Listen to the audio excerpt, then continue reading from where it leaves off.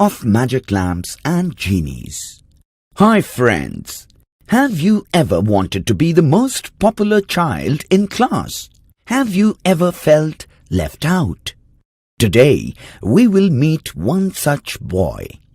Put your hands together for Huckleberry Finn.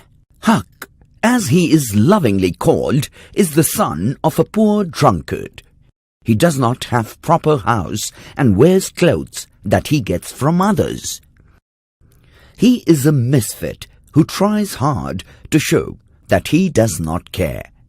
As a result, he comes out as an unruly boy whom other kids want to imitate and mothers want to avoid. Here comes Tom Sawyer. Tom is a mischievous boy who has an imagination which does not stop at anything. He keeps plundering lands and killing enemies in his imaginary world. He has a group of friends who follow his orders. Tom and his gang have invented this robbery game where they raid the carts full of garden produce and then run happily to their cave to talk about all the things they could have plundered. One day, Tom sends a boy running around town to collect the gang for a meeting. Tom has news. The next day, a whole parcel of Spanish merchants and rich Arabs was going to camp in Cave Hollow. They have 200 elephants, 600 camels, and over 1,000 mules, all loaded with diamonds. And they have only 400 soldiers as guards. The boys waited in ambush, ready to loot and plunder. Huck was also a part of the group, but to Huck's surprise, there were no Spanish merchants and rich Arabs, just a Sunday school picnic. That too of primary school children.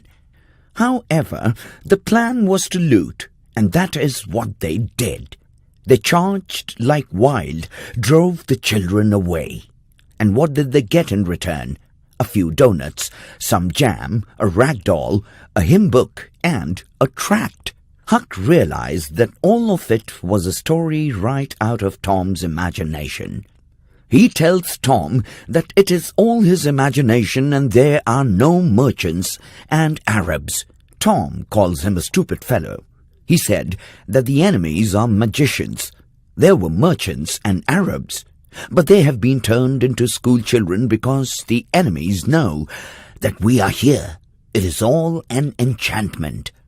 Tom tells him of how magicians have genies who are as tall as trees and big and round like churches. These genies can do anything for their masters. Huck is curious now to know how this genie appears, to which Tom tells him that he can get one by rubbing a lamp or an iron ring hard. Tom goes on to describe how genies built palaces and fetch princesses from China at the drop of a hat.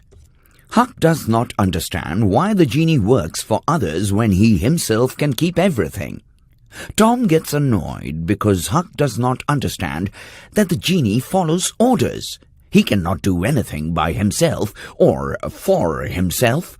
After a few days, Huck decides to try his luck. He goes to the forest with an old tin lamp and an iron ring. He rubs and rubs the lamp as well as the ring. But nothing happens. Huck realized that this too is one of Tom's imaginary stories. Huck tries hard to believe Tom and his stories. He wants to be like the other boys who follow Tom blindly. He wants to be normal like the others. But in the end, he just cannot seem to fit.